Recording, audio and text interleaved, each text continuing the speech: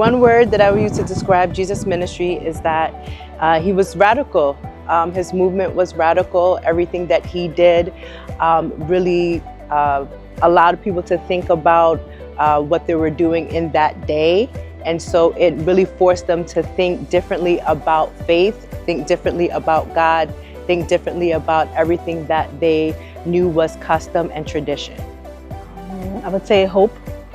The reason why is because with his ministry, I feel like it created hope for everyone around him, especially when he came around and brought the peace. Transformative.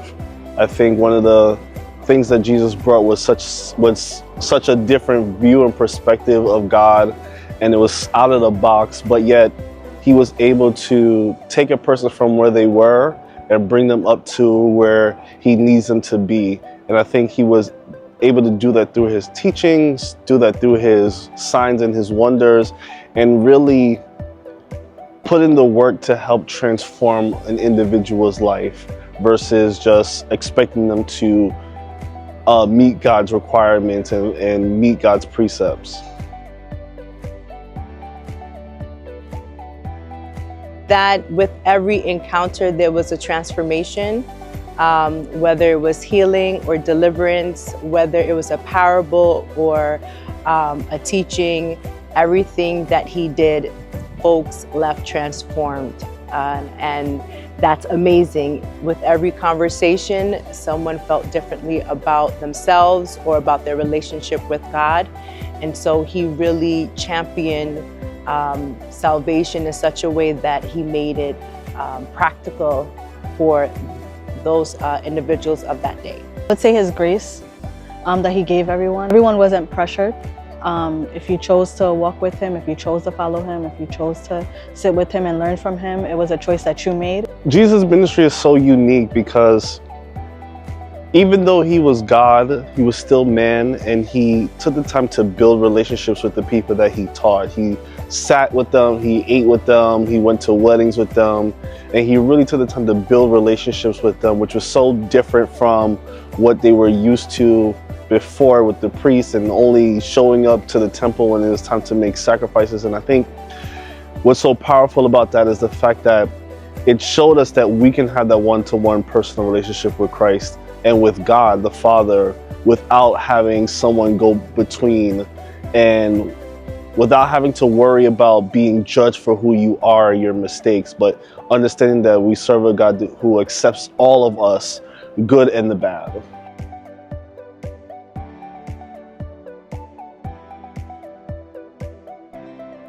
I think because the ministry that Jesus had, we're embodying it by the name itself.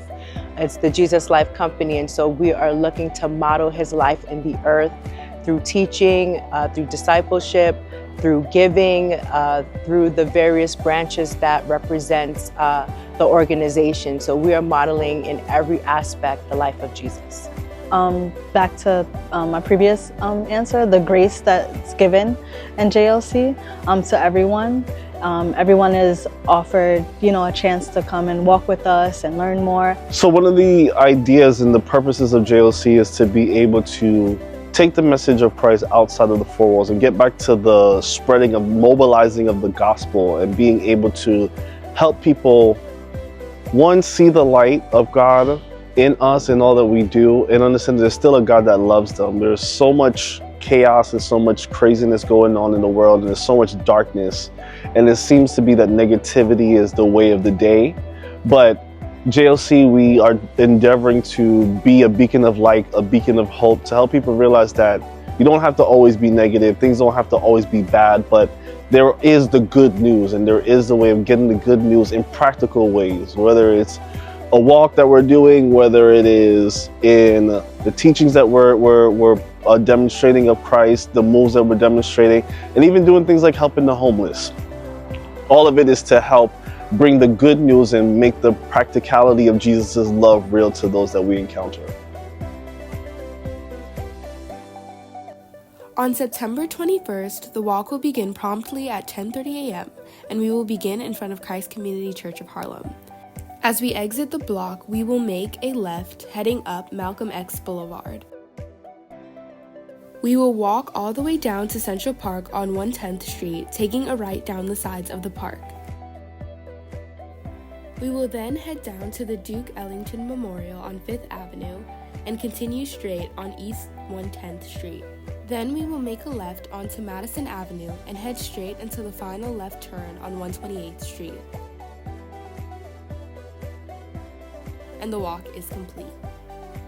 We look forward to seeing you there, as your presence matters, and we remind ourselves that Jesus walked for our souls so that we could walk for others.